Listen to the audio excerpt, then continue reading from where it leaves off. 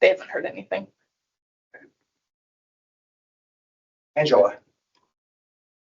Hey, yeah. So this is just a life update, I guess. I wanted to let you all know that I have a new name and a new gender preference, and explain it just a little bit because this has come to the forefront a lot. And so I thought I would tell you guys first, which is to say the directors. I mean, except for the people closest to me in my life who've known for about a year. So this isn't legal, but I started the process legally to change it. And so my name now that I prefer, that I would like you to call me, if you remember, and no big deal if you don't, just be like, I don't remember, and or I forgot, and move on. But obviously I'm nervous telling you guys because this is a big deal. And also I'm 49, so this is a big deal to change it this late in life.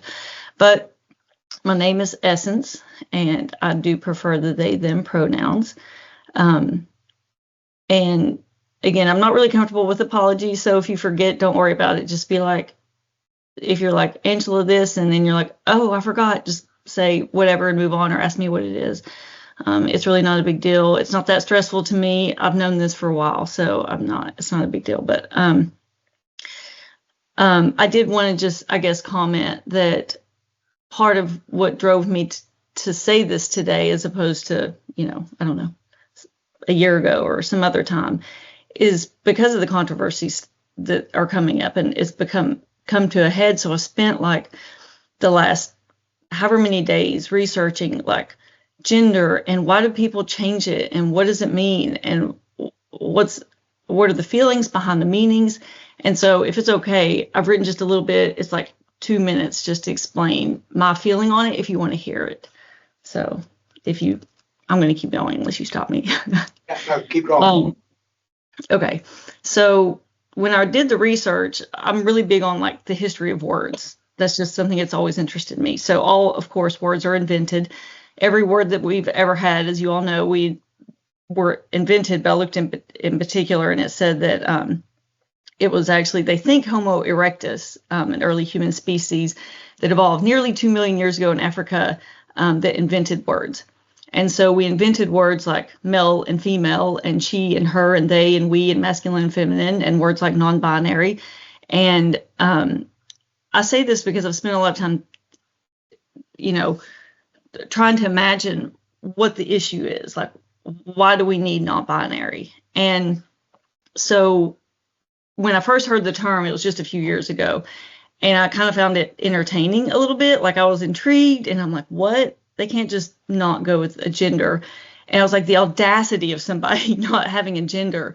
And then, of course, it kind of grows on you, start thinking about it. And it hit me like last year. I think it was my niece's spouse that said that they were non-binary. And I was like, and the more I talked to the spouse, and I married them in Seattle, in officiant. And so I spent a lot of time with them, and it hit me. I was like, I don't feel any particular gender. And I think, and this is what I said to them, this was a few years ago, I said, I think if this had been an option for me when I was young, I would have chose it, because I don't feel any certain, I don't feel feminine, I don't feel masculine. Sometimes I feel one, sometimes I feel the other, but I definitely don't feel a certain thing all the time. And I said, I kind of wish it had been around when I was young, because I would feel like that fits more in line with who I am.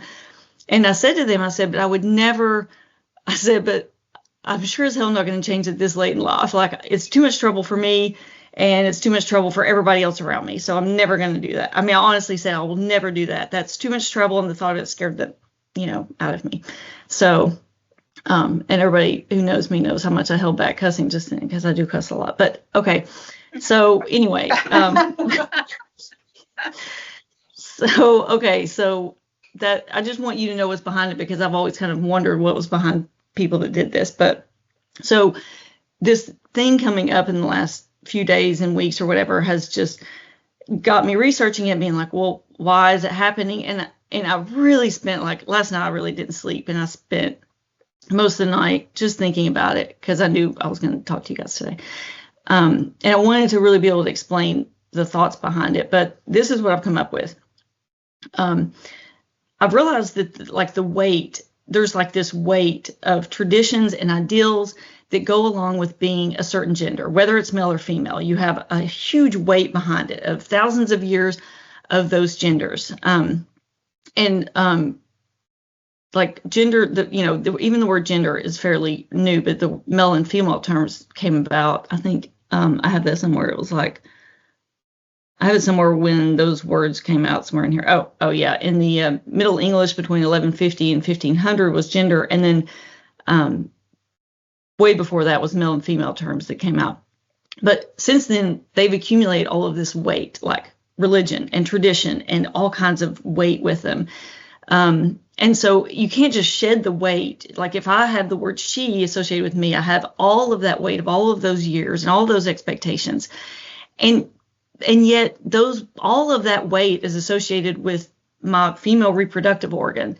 And in some ways, there's some, obviously there's hormones related and there's some things like that. But generally speaking, it's really arbitrary. It's as arbitrary as like whether your earlobes are connected or not, or you have like, maybe that means like if people said you had to wear hats or beanies because your earlobes are connected, or if you have an any belly button, and so that means you should be the leaders in society. Like it's so arbitrary, but all of this weight is associated with genders.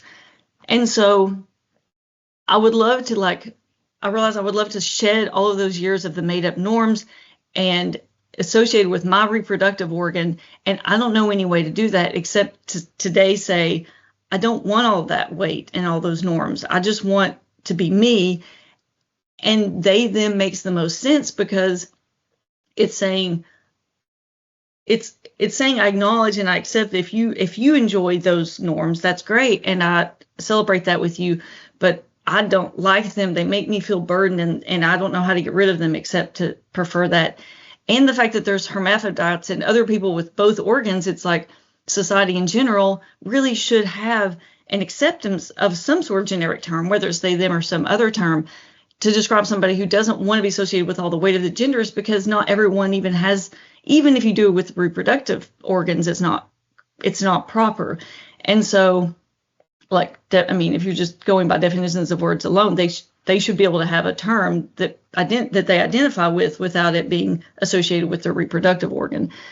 And so for so many reasons, I just feel like very supportive of this. And I feel I realize that me being me by coming out today and saying I don't feel associated with a certain gender does support that movement of this makes sense logically and it makes sense internally.